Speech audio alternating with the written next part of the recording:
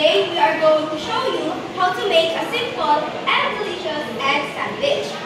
Let's join Teacher Beverly, Pre-Teacher Luigi, and the students as they learn step by step.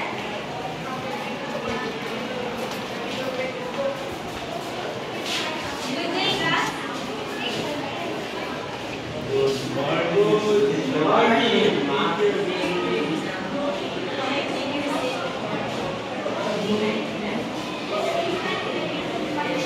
Today we have a practical lesson about how to make an egg sandwich. Win.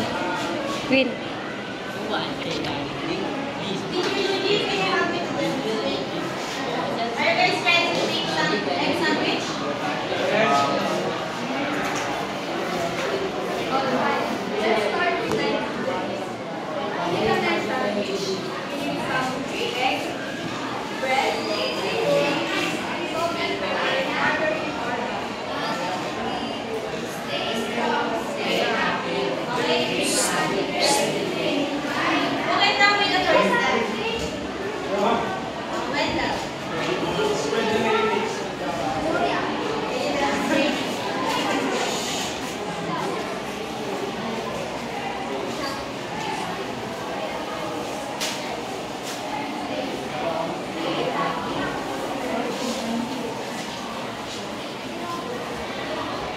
First, we're going to spread the mayonnaise on the bread. And student Wendell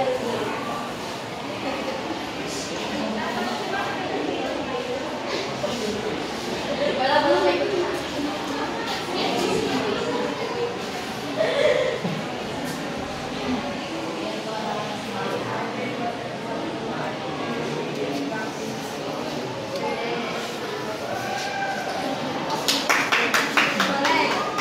You're correct, Wendell.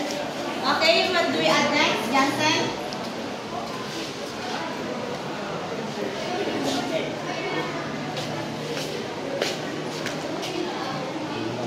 That's right. After placing the eggs and after placing the mayonnaise, add the cooked egg.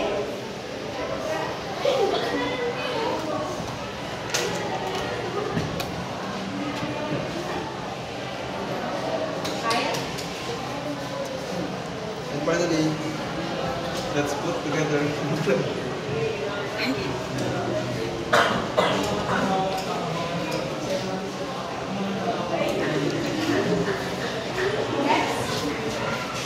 Let's fry the egg sandwich to make it warm and make it like bread.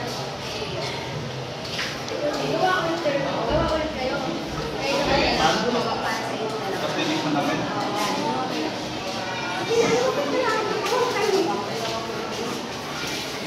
And that's how you make an egg sandwich.